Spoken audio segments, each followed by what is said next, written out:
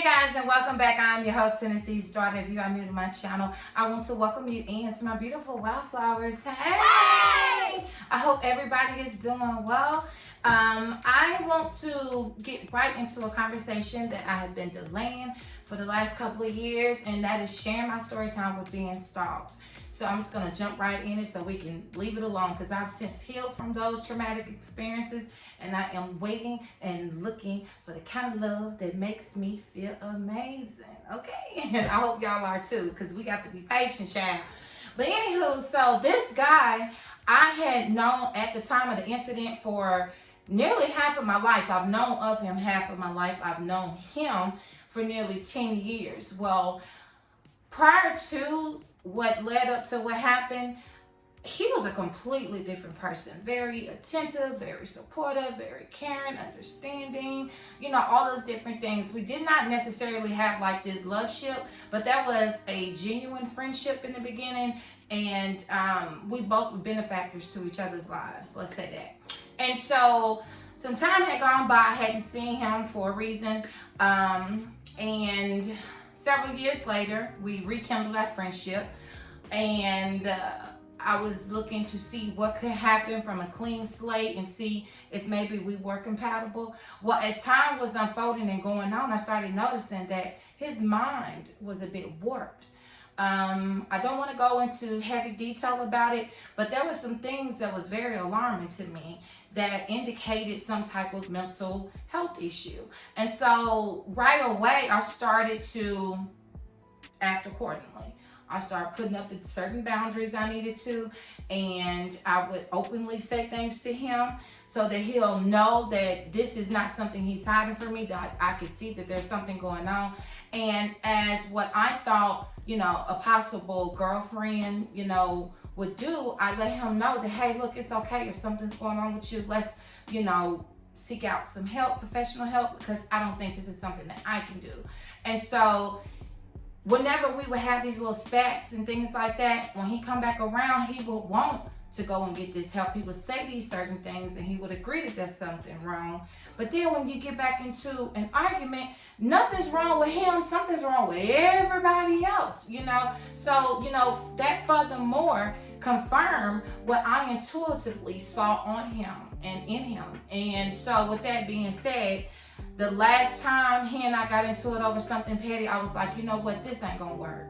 We can't do this, and there were more serious boundaries. Like, now I don't even want to be your friend. I'm not communicating with you anymore. I put him on a block list. I let him know I was not communicating with him anymore and that this was done, this was over.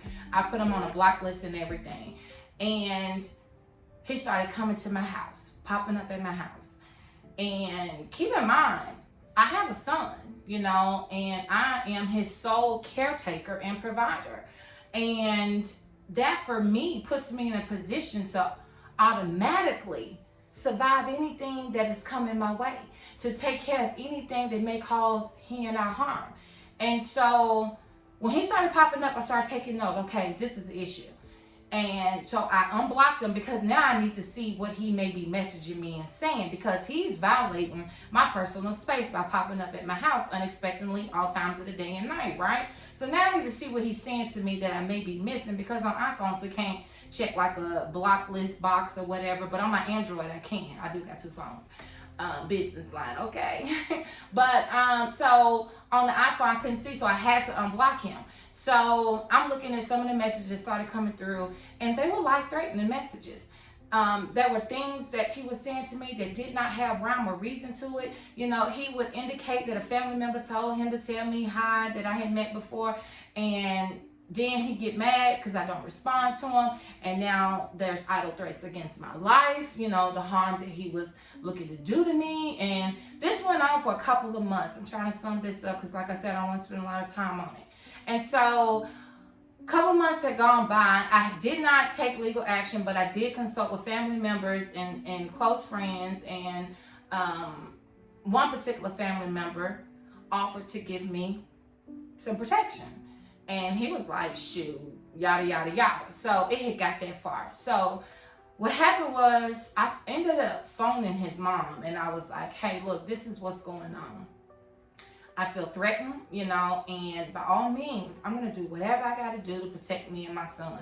I have indicated to him, made it very clear to him, this is done, this is over, don't want nothing to do with you anymore. And he is saying and doing these certain things. She gave me the green light pretty much, you know, not that she didn't care or love her son, but it was like, you know what, something's definitely different about him. And I can see, you know, that this is put you in a very tough space, but honey, there are no hard feelings. This is what this woman said to me, and it pained my heart, you know, to know that not only is he giving me this, but apparently he's shown this to her as well, for her to come to that conclusion that there's nothing that she can do either, but she understands that there's something wrong with her kid. And I also let her know that I told him, look, hey, look, I'll go with you to get the help that you need, but I can't do it for you. Women out there, y'all can't do it for the man. He has to be self-seeking. He has to go out and want to get this help and do whatever it takes for him to live as much of a balanced life as, you know, there is to be, you know, when you're seeking professional help. And not everybody is willing to do so. And you have to be able to save yourself and walk away from something like that. The longer you stay, the worse off it is for you. You know, anybody that has survived something like this will tell you. And to the women and men that are lying in their graves or decorative urns, such as the one I have for my mom here, they don't get those do-overs. They don't get that chance to tell their story. They don't get that chance to share what led up to this and why they stayed so long or why they couldn't leave. And they don't get to share those stories. So I feel so very privileged and blessed to be sitting here in this moment sharing something with you that I went through myself, you know, and I survived it. And, you know, this is from somebody that I had known a long time that showed a different side to them. You know, I do believe, like the Chinese say, there are three faces. The one they see, the one others see, and the one nobody sees. And apparently this is the one that I have not seen. And I was terrified, but I stood my ground. So by the third month, now I have to get law enforcement involved because he started doing things that put my son in jeopardy. Like, I'm leaving to take my son to school one rising, and he come and he yanks open the passenger door that my son was sitting at. My son was in the middle putting his seatbelt on when he done it, and he yanked the door open, and I'm trying to drive out the driveway, you know, speeding off and everything. I'm just like, oh my God, my kid could have fell out the car. Anything could have happened. I don't know if he thought it was a man or what, you know, because I do have a pretty big son, and he was a teenager at the time, and so I don't know what he thought was going on, but. And I hadn't been with this man in a few months. And I'm thinking like, okay, this is bad. So summing it all up, I ended up calling the police. The police came to the house. I did a report. In the middle of me giving the police the report, he was sending these threatening messages to me. He was going to kill me, you know, and all these different things. I'm not going to go into any more detail. Did give y'all a little bit more than I thought I would. But, so I ended up getting the order of protection granted. Later on that night, they ended up catching him coming back by my house. By this time, I had gone over to my sister's house to spend the night. And so that me and my son were safe because he did not know where my sister lived. Because like I said, I created those boundaries. So as time was going on, I was like, okay, I ain't showing him where my sister lived at, you know, or whatever, because this ain't going nowhere. And so I was safe over my sister's house. And I ended up getting a call saying that they had captured him over near my house and he was arrested. Well, we went to court, you know, sometime later, and they granted me the order of protection, but it was so weird because it was like he took everything as a joke, you know. His warped mind showed during those court proceedings just how much danger I probably was in. I mean, that was one night that he came by my house and was tapping on my door with what I thought sounded like a metal gun or something, tapping on the glass window to my bedroom. And the things he was saying to me was just, I couldn't believe it. I had been kind to this man. I had been, you know, to him what I would want somebody to be for me.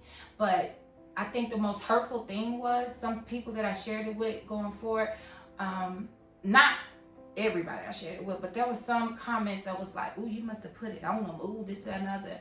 Don't ever sum up somebody's pain to them, you know, being such a good, you know, bedroom mate that this would lead somebody to want to do this to them. Like, this was not that. All I did was show that I cared. That's all I did. And when he saw that this wasn't gonna work and that I was a woman of my word and I don't take no crap from nobody, I think he was just, grasping for straws at this point. And now it had turned violent and he wanted to cause me physical harm. And because he could not have what he wanted. And I'm so grateful to be alive. I'm so grateful to have survived that situation. But going forward, I want you ladies to understand that just because you think you know somebody and you've been on somebody for some time or whatever, does not mean that they have not changed for the worse. Some people just get worse with time, and then some people just can't hide who their true selves are, for a long period of time. And unfortunately, I had to learn the hard way. What I did take away from that is to be more patient with getting to know people, to find out, more about them so I can have that discernment, whether or not this is something I want to do for a long time, or if I just want to enjoy for the moment, or if, this is something I don't want to touch at all. So I do appreciate, the life skills that I learned in building that muscle of discernment so that I can make, better decisions for myself. And like I said, my son, I am his sole caretaker, and I need to be here for him and myself for as long as I can, as well as everybody else that get the benefit from my life, okay? So I hope you guys could take from me sharing this story time how important it is to find out who it is you're engaging with and to leave as soon as possible. The longer you wait or stay, the harder it is for them to break away. Because you never know. You might have to go stay at somebody else's house until they can even arrest these people, that are causing you this type of pain. And so with that being said, I am still open to love and all these different things. I have since healed from that situation, and going forward, I am better equipped when it comes to meeting new people. But my guard is up, at a healthy height. Not one of those things where I'm some bitter, scorn woman that, whatever. Honey, my love is pure, child, okay? And I'm still here to tell my story. Blessings to all those that have lost their lives at the hands of people who did not know how to walk away. Until my next video, I hope that you guys have been taking care of yourselves. Remember that if you are not loved, you are loved here. You are thought of and you are cared for, okay? And I appreciate you guys being here. Again, there are some new subscribers. I welcome you to the family, and I hope that all my beautiful wildflowers start dropping some comments in the comment section so that we can engage with one another. That's what this is all about, an even exchange of energy. If I've given you something that can make your life a whole lot better, then give me that in return so I can keep on doing it to y'all. Okay, that's how energy works, we're just giving and taking out here in a healthy way. Until my next video, take care of yourselves. Know that you are thought of, cared for, and loved. And I'll see you guys then. Mwah.